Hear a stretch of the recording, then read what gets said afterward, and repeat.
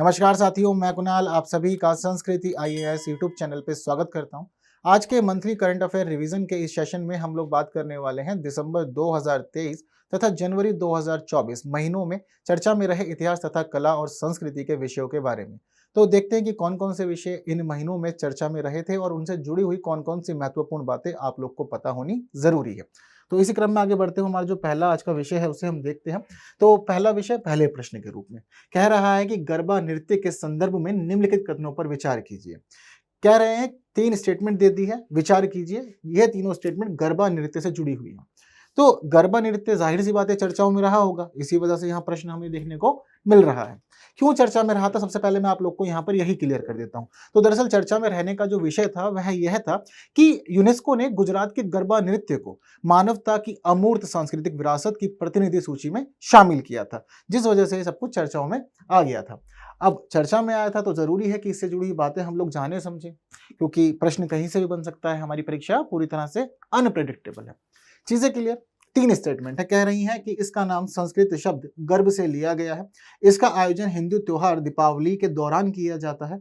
इसे यूनेस्को ने मानवता की अमूर्त सांस्कृतिक विरासत की प्रतिनिधि सूची में शामिल किया है। चीजें क्लियर है। जैसे कि अभी करंट चर्चाओं में जिस प्रकार है, मैं आपको रीजन बताया था कि क्यों चर्चाओं में आया है गरबा नृत्य, तो उसकी जो लाइन थी वह यह थी कि यूनेस्को ने मानवता की अमूर्त सांस्कृतिक विरासत की प्रतिनिधि सूची में इसको शामिल किया है। इसी वजह से चर्चाओं में यह आया था, है ना। अभी आपको मैंने बताया। तो तीसरा स्टेटमेंट तो उसका अपने आप ही ठीक हो गया, क्योंकि जिस वजह से यह न्यूज बनी थी वही हमें यहाँ पर स्टेटमेंट के रूप में देखने को मिल गया है। लेकिन अभी 2 बातें और रह रही हैं, इन पे भी देखना जानना समझना हमें होगा। उसके अकॉर्डिंग ये सब चीजें तो हो पाएंगी, अदरवाइज नहीं हो पाएगी। तो ये बात आप ध्यान रखिएगा कि यूनेस्को ने जो ये कार्य किया है, इसको अमूर्त सांस्कृतिक विरासत की प्रतिनिधि सूची में शामिल करने का, यह कार्य यूनेस्को के द्वारा किया गया है अमूर्त सांस्कृतिक विरासत के संरक्षण पर अभिसमय 2003 के तहत। यहाँ पर जो भी प्रावधान किए गए थे, जो भी चीजें निर्धारित किए गए थे, उसके अकॉर्डिंग ही सारा का सारा कार्य हुआ है। हालांकि आप लोग को यहाँ पर यह भी ध्यान रखना होगा कि जो गरबा नृत्य है वह इस सूची में शामिल होने वाला भारत का पहला अमूर्त सांस्कृतिक विरासत नहीं है। ये चीज भी आपको ध्यान रखनी है। क्यों? क्योंकि यह 15वीं सांस्कृतिक विरासत है, 15th, यानी कि इससे पहले 14 को शामिल ऑलरेडी किया जा चुका है। तब जाकर के हम देख रहे हैं कि अब गरबा को उसमें शामिल होने का मौका मिला है। इसके साथ ही कुछ खास बात आपको गरबा के बारे में पता होनी चाहिए, जैसे कि यह एक अनुष्ठानिक और भक्तिपूर्ण लोक नृत्य है हमारे देश का। अनुष्ठानिक भी है और भक्ति के रूप में हम लोग इसको करते हैं प्रस्तुत। ठीक है। अब यहाँ पर कह रहे हैं कि इसका आयोजन हिंदू त्योहार दीपावली के दौरान किया जाता है, जबकि ये बात सबको बहुत ही जर्नली बहुत अच्छे से पता है कि दीपावली के अवसर पर नहीं होता है गरबा। कब होता है? नवरात्रि के अवसर पर होता है। तो दूसरी स्टेटमेंट हमारी यहाँ पर गलत है। ठीक है। लेकिन आप लोग को फर्स्ट स्टेटमेंट भी देखनी है अभी कि इसका नाम संस्कृत शब्द गर्भ से लिया गया है या नहीं लिया गया है। तो ये बात बिल्कुल ठीक है, संस्कृत शब्द गर्भ से ही बना है हमारा गरबा नृत्य। ठीक है। अब यहाँ पर चीजें हम देख के क्या पता लग रहा है हमारे को कि हमारी जो 3 स्टेटमेंट थी, उन 3 स्टेटमेंट्स में 2 तो सही हैं और 1 गलत है। जब 2 सही होंगी तो केवल 2 के साथ हम लोग जाएंगे, कितने सही में बी हमारा उत्तर हो जाएगा। चीजें क्लियर। इसके साथ ही गरबा को किस प्रकार से प्रस्तुत करते हैं ये चीजें भी आप लोग को पता होनी चाहिए। जैसे कि इस दौरान क्या होता है कि एक मिट्टी का घड़ा ले लिया जाता है, उसमें छेद कर दिए जाते हैं बहुत सारे, और उसमें जो बहुत सारे छेद किए जाते हैं उसमें फिर छेद करने के बाद बीच में एक दीप रख दिया जाता है। इस दीप को गर्भ दीप कहते हैं। और जब गर्भ दीप जल रहा होता है, मटके को बीच में रख दिया जाता है और इसके आसपास फिर गरबा नृत्य का प्रदर्शन किया जाता है। ठीक है। सब लोग मिलजुल करके एक ही स्वर में गीत गाते हैं, ताली बजाते हैं, पैरों की सहज गति करते हैं और वामावर्त दिशा में घड़े के चारों ओर यह घूमने का कार्य करते हैं। संगीत वगैरह भी होता है। तो सभी चीजें इस प्रकार से प्रस्तुत की जाती हैं। ये बात आप लोग ध्यान रखिएगा कि ये जो नृत्य है यह धार्मिक और आध्यात्मिक तो है ही है, लेकिन इसके साथ साथ ही यह नृत्य नारित्व के सम्मान का भी प्रतीक है। ये बात आप लोग मत भूलिएगा। ठीक है। तो ये सभी महत्वपूर्ण बातें थी गरबा नृत्य से जुड़ी हुई, जो आप लोग को पता होना जरूरी है। इतनी चीजें क्लियर हैं तो प्रश्न का उत्तर भी हमारा आ गया है। चलते हैं आगे, देखते हैं दूसरा कौन सा विषय चर्चाओं में था। तो इससे जुड़ी कुछ खास बातें आप लोग को जो जाननी है वह आप लोग की स्क्रीन पर है। हम अब अगला प्रश्न देखते हैं। अगला प्रश्न जो हमारा है यह संबंधित है, अलग अलग 2 बातें हमारे यहाँ देखने को मिल रही है। पहले में कह रहे हैं कि करक्यूमिन हल्दी में पाया जाने वाला एक तत्व होता है, इसके कारण ही हल्दी पीले रंग की होती है। गारो चुबीची गारो जनजाति का पारंपरिक मादक पेय है। 2 स्टेटमेंट है, हालांकि 2 स्टेटमेंट यह अलग अलग विषयों से संबंधित है, हमें यह भी देखने को मिल रहा है। दरअसल हमें यहाँ पर यह जो न्यूज मिली है यह इस प्रकार मिली है कि मेघालय के 4 अलग अलग उत्पादों को जीआई टैग दिया गया था। तो उन 4 उत्पादों में एक टैग जो था वह हल्दी का था और एक पारंपरिक मादक पेय से जुड़ा हुआ पूरा का पूरा मामला था। तो याद रखिएगा कि मेघालय के 4 उत्पादों को एक साथ ही जीआई टैग दे दिया गया था। तो एक-एक को समझते हैं। जैसे सबसे पहले हम लोग बात कर लेते हैं हल्दी वाली। जैसे कि यहाँ चर्चाओं में जो विषय था वह था लाकाडोंग हल्दी। तो लाकाडोंग हल्दी चर्चाओं में आई थी, तो उससे जुड़ी खास बातों में यह समझने को मिल रहा था कि इस हल्दी के अंदर करक्यूमिन की उच्च मात्रा पाई जाती है। इसी वजह से खास तौर पे फेमस है, और जो करक्यूमिन की उच्च मात्रा है वह इसके पीले रंग के लिए उत्तरदायी है, जो कि यहाँ पर पहला स्टेटमेंट है भी और ठीक भी हो जाता है। ठीक है। वहीं यहाँ हम जो ये दूसरा स्टेटमेंट देख रहे हैं, ये दूसरा स्टेटमेंट हमारे लिए जुड़ा हुआ है गारो चुबीची का। यह गारो चुबीची जो है, यह गारो जनजाति का एक मादक पारंपरिक पेय है, जो कि हमारी स्टेटमेंट भी है। तो दूसरा भी ठीक हो गया, इसमें कोई दो राय नहीं। इसे बनाया चावल से जाता है, आप लोग ये बात भी ध्यान रखिएगा, चावल से निर्मित होता है। चीजें पूछी जा सकती हैं, कोई दो राय नहीं है। इसके अलावा ये बात हो गई दो अलग अलग उत्पादों के जिनको जीआई टैग मिला है। इसके अलावा दो और उत्पादों को मिला है, जैसे कि एक है इसके अंदर लारनई मिट्टी के बर्तन। ये इस वजह जीआई टैग लिए हैं क्योंकि जयंतिया हिल्स जिले के अंदर काली मिट्टी से इनको बनाया जाता है। ठीक है। वहीं इसके अलावा जो एक और विषय चर्चाओं में था वह है गारो दगमंदा। यह गारो जनजाति द्वारा पहने जाने वाली एक पारंपरिक पोशाक है। तो काफी महत्व है इसका मेघालय के अंदर, जिस वजह से हम लोग इन चारों के चारों उत्पादों को यहाँ पर देख ले रहे हैं। चीजें क्लियर है? उम्मीद करता हूँ यहाँ तक तो कोई डाउट आप लोग को अभी रहा नहीं होगा। कुछ बातें आपको जीआई टैग के बारे में जो पता होनी चाहिए वो यह है कि इसे वाणिज्य और उद्योग मंत्रालय के द्वारा प्रदान किया जाता है। एक खास अधिनियम है इससे जुड़ा हुआ हमारे देश में, जिसको कहते हैं वस्तुओं का भौगोलिक संकेतक रजिस्ट्रीकरण एवं संरक्षण अधिनियम 1999। हालांकि जीआई टैग 10 वर्षों के लिए ही वैध होता है, ये बात भी आप लोग याद रखिएगा। चीजें क्लियर है सारे आप लोग को? इतना हो गया मामला क्लियर। तो आगे बढ़ते हैं, हमारी अगली न्यूज देख लेते हैं क्या कह रही है। तो हमारी जो अगली न्यूज है उसमें कहा गया है अरबीसाइड के बारे में। ठीक है। कह रहे हैं कि अरबीसाइड से जुड़ी हुई 3 स्टेटमेंट है, बताइए आंसर आपके हिसाब से क्या होना चाहिए। अब 3 स्टेटमेंट हम जब बताएंगे तो हमें अरबीसाइड के बारे में पता होगा ये है क्या दरअसल। तो देखिए, हम लोग को सभी को पता है कि बीते दिनों एक खास युद्ध शुरू हुआ था, जिस समय पहले हमने देखा कि फलस्तीन के द्वारा हमला कर दिया गया इजराइल पे, बाद में फिर इजराइल ने युद्ध की घोषणा कर दी गई और यह युद्ध आज तक ही शांत नहीं हुआ है। लेकिन इस युद्ध के दौरान एक खास घटना हुई थी, जब इजराइल के द्वारा गाजा पट्टी के ऊपर अलग अलग स्थानों, अस्पताल, बेकरी, स्कूल, लोगों के घरों, इन सभी पर हमला किया गया था। हालांकि आप इतने दूर से हमला कर रहे हैं तो बहुत अधिक टारगेट सटीक तो नहीं होगा कि जी मैं चाहता हूं कि भाई विमल शर्मा के घर पे ही मिसाइल दागनी है तो विमल शर्मा के घर पे मिसाइल दाग देनी है। आप एरिया को लोकेट करते हैं कि किस किस एरिया में मिसाइल आपकी जाके गिरनी चाहिए, या जो बम आप फेंक रहे हैं कहाँ गिरनी चाहिए, यही तो हो सकता है। पर्टिकुलर किसी घर के टारगेट तो आप करेंगे नहीं। तो इसी दौरान जो पूरा का पूरा इंसिडेंट था वह यह था कि इजराइल ने हमले किए थे गाजा पट्टी के ऊपर। तो यह हमले अलग अलग जगह पे हुए थे, जिसमें अस्पताल, बेकरी, स्कूल, बाकी सभी चीजें शामिल थी। तो ये जो हमला था काफी बड़े स्तर पे हुआ, इसकी बहुत अधिक आलोचना हुई थी क्योंकि काफी लोग इसमें मर गए थे। तो इस पूरे के पूरे इंसिडेंट को दुनिया में अलग अलग कार्यकर्ताओं ने अरबीसाइड का नाम दे दिया था। अब अरबीसाइड का नाम दे दिया था, फिर इस वजह से लोगों ने सोचा समझा कि अरबीसाइड क्यों बोल रहे हैं, क्या अर्थ है इसका। तो जरूरी है कि हम अरबीसाइड को समझें, क्योंकि उसी से ही निकलेंगे हमारे इन तीनों स्टेटमेंट के आंसर, और हमें पता लगेगा कि प्रश्न का सही उत्तर क्या है। स्टेटमेंट हमें समझने को मिल जाएंगे, प्रश्न का उत्तर भी समझने को मिल जाएगा। ठीक है। तो दरअसल अरबीसाइड जो होता है ना, ये है एक लैटिन भाषा का शब्द है, और लैटिन भाषा का शब्द जो है उसको कहा जाता है, उसका जो अर्थ होता है वह होता है सिटी किलिंग। आपने सिटी के अंदर इस प्रकार से हमले किए हैं तो सिटी किलिंग के रूप में जाना जाएगा, इसको अरबीसाइड कहते हैं लैटिन भाषा में। चीजें क्लियर है?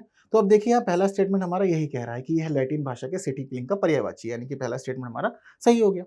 अब सिटिंग किलिंग के अंदर क्या क्या आता है, आपसे कभी परिभाषा पूछ लिया तो याद रखिएगा कि किसी शहर में बनी जो अवसंरचनाएं होती हैं उनके ऊपर अगर आप एक निश्चित पैटर्न में और सोच विचार कर हिंसक हमलों को अंजाम देते हैं तो सिटी किलिंग के रूप में इसको जाना समझा जाएगा।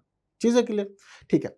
हालांकि यह जो शब्द है यह जनरली प्रयोग हुआ था यूगोस्लाविया युद्धों के दौरान, जो 1991 से 2001 के दौरान हुए थे। तो बाल्कन कस्बों में व्यापक विनाश हुआ था, तो उसका वर्णन करने के लिए यूज किया गया था वर्ड अरबीसाइड। चीजें क्लियर है? तो देखो, दूसरी स्टेटमेंट जो है वह हमें बता रही है कि अरबीसाइड का अर्थ क्या होता है, शहर में बनी अवसंरचना पर निश्चित पैटर्न में और सोच विचार कर हिंसक हमलों को अंजाम देना। दूसरी स्टेटमेंट भी सही हो गई। युगोस्लाविया युद्धों में प्रयोग किया गया था शब्द को, तो यहाँ भी तीसरी स्टेटमेंट सही हो गई। स्टेटमेंट तीनों ही सही हो गई, और जब तीनों सही हो जाएंगी तो सभी तीन के साथ हम लोग जाएंगे, सी हो जाएगा हमारे प्रश्न का उत्तर। चीजें क्लियर है? हालांकि आप लोग को यहाँ पर एक बात यह भी ध्यान रखनी है कि जो शब्द अरबीसाइड है यह अवधारणा सिर्फ और सिर्फ शहरों के भौतिक रूप से नष्ट होने तक सीमित नहीं है। इसका विस्तार शहर की संरचनाओं में निहित स्मृतियों तक भी है, पहचानों तक भी है, संस्कृति तक भी है। मतलब कुछ भी नष्ट हो सकता है अगर आप इस प्रकार के हमले करते हैं, तो इसी वजह से इसका विस्तार सभी जगह तक है। चीजें क्लियर? प्रश्न का उत्तर भी आ गया। तो आगे बढ़े, देखें हम लोग का अगला विषय क्या कह रहा है। ठीक है। तो आगे बढ़ते हुए हमें पता लग रहा है कि जो हमारा अगला विषय है वह जुड़ा हुआ है स्टैच्यू ऑफ सोशल जस्टिस के साथ में। तीन स्टेटमेंट है, देखते हैं क्या कह रहे हैं। तो स्टैचू ऑफ सोशल जस्टिस चर्चाओं में क्यों आया था, सबसे पहले हम लोग यह समझ लेते हैं। दरअसल एक प्रतिमा, स्टैचू है, statue of social justice, statue की बात हो रही है, तो एक प्रतिमा का अनावरण किया गया था। ये जो अनावरण हुआ था यह आंध्र प्रदेश के विजयवाड़ा में हुआ था। तो आंध्र प्रदेश के विजयवाड़ा में एक प्रतिमा का अनावरण हुआ था। दूसरी स्टेटमेंट हमारी सही हो जा रही है इसके आधार पर। अब यह प्रतिमा किसकी थी, स्टैचू ऑफ सोशल जस्टिस कह रहे हैं हम लोग, किसकी प्रतिमा थी, किस व्यक्ति की थी, कैसी बनी है, ये सब चीजें पता होनी चाहिए। तो देखिए यह डॉक्टर भीमराव अंबेडकर की ही प्रतिमा है। ठीक है, यहां तक की स्टेटमेंट तो ठीक हो गई, डॉक्टर भीमराव अंबेडकर की प्रतिमा है, यहां तक क्लियर हो गया। पर कह रहे हैं कि विश्व में सबसे ऊंची प्रतिमा है, क्या यह भी इससे जुड़ा हुआ है? तो जी हाँ, बिल्कुल बात ठीक है, यह विश्व की सबसे ऊंची प्रतिमा है जिसको स्टैचू ऑफ सोशल जस्टिस के रूप में जाना जा रहा है। अगर हम लोग बात करें कितनी ज्यादा ऊंची है, तो याद रखिएगा 206 फीट ऊंची प्रतिमा है यह बाबा साहब की। इतनी चीज क्लियर है। तीसरी स्टेटमेंट कह रही है कि इस प्रतिमा का निर्माण अष्ट धातु से किया गया था। यह स्टेटमेंट गलत हो जाएगी, क्योंकि जो निर्माण हुआ है यह हुआ है इसका कांस्य धातु से, ना कि अष्ट धातु से। तो तीसरी स्टेटमेंट गलत है, ऊपर की दोनों स्टेटमेंट सही है। दोनों सही हो जाएगी तो हम केवल 2 को लेकर चलेंगे, बी हो जाएगा हमारे इस प्रश्न का उत्तर, बिना किसी परेशानी के। इतना मामला क्लियर सभी लोग को। तो इससे जुड़े हुए कुछ खास, जैसे कि आप लोग को चीजें जानने समझने को होगी, तो देखिए आप लोग की स्क्रीन पर है, आप लोग यहाँ से पढ़ सकते हैं, पीपीटी आप लोग को मिल जाएगी। हमारा जो अगला प्रश्न है वह जुड़ा हुआ है मधिका भाषा से। मधिका भाषा चर्चाओं में क्यों आई थी? क्योंकि इस दौरान यह पाया गया कि केवल 2 ही लोग ऐसे बचे हैं जो मधिका भाषा को बोलने में सक्षम हैं। तो इस वजह से मामला चर्चाओं में आया था। पहली स्टेटमेंट भी यही है, ठीक हो जाएगी। पर जरूरी है हमारे लिए कि हम मधिका भाषा को समझें कि भाई ये है क्या, क्या क्या ऐसे जुड़े हुए मामले हैं। तो ये बात ध्यान रखिएगा कि भारत में ये खासतौर पर बोली जाती है चकलिया समुदाय के द्वारा, यही लोग बोलते हैं इस भाषा को। इसकी अपनी कोई भी लिपि आपको कहीं भी देखने को नहीं मिलेगी, लेकिन इसकी अगर हम समानता की बात करें तो यह भाषा काफी हद तक समान है हव्यक कन्नड़ भाषा से। हव्यक कन्नड़ जो है यह कन्नड़ भाषा का प्राचीन रूप है, उससे काफी अधिक समानता ये रखती है। हालांकि ये बात भी कही जाती है कि यह जो भाषा है यह तेलुगु, तुलु, कन्नड़ और मलयालम का मिला जुला रूप है। तो मधिका भाषा तेलुगु, तुलु, कन्नड़ और मलयालम का मिश्रित रूप है। दूसरी स्टेटमेंट भी यहाँ सही हो जा रही है। पर आज के समय में विलुप्त होने के कगार पर है यह पूरी भाषा, यह भी हम लोग देख रहे हैं। 2 ही तो लोग आप लोग बोल पा रहे हैं ना, ज्यादा लोग नहीं है। संख्या बढ़ रही होती तो हम साथ मानते समझते कि हाँ काफी ज्यादा विस्तार इसका हो रहा है। क्लियर है? तो दोनों स्टेटमेंट सही है, दोनों सही होगी तो सी हमारे प्रश्न का उत्तर हो जाएगा, क्योंकि 1 और 2 दोनों सही सिर्फ हमें सी में ही देखने को मिल रही है। चलिए आगे बढ़ लेते हैं। हमारा जो अगला विषय है वह कह रहा है पुंगनुर गाय के बारे में। 3 स्टेटमेंट इससे जुड़ी हुई, देखते हैं क्या कहते हैं हमारा उत्तर। तो कह रहे हैं कि जी आंध्र प्रदेश सरकार ने मिशन पुंगनुर आरंभ किया। पहले पुंगनुर गाय चर्चाओं में क्यों आई थी समझ लेते हैं हम लोग, क्योंकि न्यूज बनी है। तो देखिए पुंगनुर गाय की संख्या लगातार घट रही है, तो उसकी घटती संख्या की वजह से ही आंध्र प्रदेश सरकार ने मिशन पुंगनुरु शुरू कर दिया था। तो उन्होंने मिशन पुंगनुर शुरू किया है, तभी सारा मामला हम लोग के सामने आया है। तो आंध्र प्रदेश सरकार ने मिशन पुंगनुर शुरू किया, भाई बात तो बिल्कुल ठीक है, चीजें क्लियर है। किसके लिए शुरू किया है? पुंगनुर गाय के लिए। तो जरूरी है पुंगनुर गाय से जुड़ी कुछ बातों को हम लोग समझें। यह जो गाय है हमें खासतौर पर देखने को मिलती है आंध्र प्रदेश के चित्तूर जिले के पंगनूर गांव के अंदर, और पंगनूर गांव से ही इस गाय का नाम पंगनूर गाय पड़ गया है। ठीक है, और पंगनूर गांव से ही इस गाय का नाम पंगनूर गाय पड़ गया है। इतनी चीजें क्लियर है आपको। ये बात ध्यान रखिएगा कि यह दुनिया में कुबड़ वाली सबसे छोटी आकार की मवेशी नस्लों में से एक मानी जाती है। इसका कद बहुत अधिक लंबा नहीं होता, 70 से 90 सेंटीमीटर की होती है जनरली, और उनका जो वजन होता है यह भी 115 से 200 किलोग्राम तक ही रहता है। इसके अलावा आप लोग यह बात भी ध्यान रखिएगा कि यह जो लघु आकार की डेयरी फार्मिंग और ऑर्गेनिक फार्मिंग होती है, इस नस्ल के लिए खासतौर पर आदर्श इसको माने जाती है। इस गाय का जो दूध होता है ना, ये काफी ज्यादा गुणवत्ता वाला होता है। इसमें फैट बहुत अधिक मात्रा में पाया जाता है, और इसमें अगर हम फैट की मात्रा की बात करें तो 8% तक फैट की मात्रा से पाई जाती है। जबकि अगर आप आम गायों में देखेंगे तो मात्र 3% से 3.5% तक वसा या फैट देखने को मिलता है। इस गाय के लिए यह खास बात भी मानी जाती है कि यह हर क्षेत्र के अंदर अपने आप को सर्वाइव कर सकती है। सूखा क्षेत्र है वहां भी रह लेगी, अधिक गर्मी होगी वहां भी रह लेगी, कम चारा मिलेगा वहां भी रह लेगी, हर जगह रहने में ये सक्षम है। यह भी खास चीज हम लोग देखते हैं। और इस गाय की खास बात ये होती है कि जब एक बार यह बछड़े को जन्म दे देती है तो उसके बाद यह औसतन 546 किलोग्राम तक दूध दे देती है प्रति लैक्टेशन में। चीजें क्लियर? तो ये सभी खास बातें हैं। सूखा सहिष्णु होती है, यानी कि रह सकती है आराम से, और वहीं वसा की मात्रा कम मात्रा में होती है, जबकि वसा इसमें अधिक मात्रा में होती है, तो कम की वजह से ये स्टेटमेंट गलत हो जाएगा। ठीक है, वसा अधिक होता है, फैट इसमें ज्यादा पाया जाता है। तो ऊपर की 2 स्टेटमेंट सही है, तीसरी स्टेटमेंट गलत हो जाएगी हमारी। जब तीसरी स्टेटमेंट गलत हो जाएगी तो 1 और 2 सही है, इस हिसाब से हमारा प्रश्न का उत्तर सी ही हो जाएगा। ठीक है, कहानी इतनी क्लियर है आप लोग को। चलिए आगे बढ़ते हैं। और इसी के साथ आज के हमारा जो सेशन है, इस सेशन को हम लोग यहीं पे विराम देते हैं। जितने विषयों पे हम लोग को चर्चा करनी थी, सारी चर्चा हो गई है। उम्मीद करता हूँ कि आप लोग को यहाँ तक कोई परेशानी नहीं होगी, चीज़ें अच्छे से समझ में आई होगी। बाकी बातें हम लोग अगले वीडियो में करेंगे, लेकिन सेशन अच्छा लगा है तो बाकी साथियों तक शेयर ज़रूर करना है, वीडियो को लाइक किए बिना नहीं जाना है। तब तक के लिए विदा दीजिए। Thank you so much.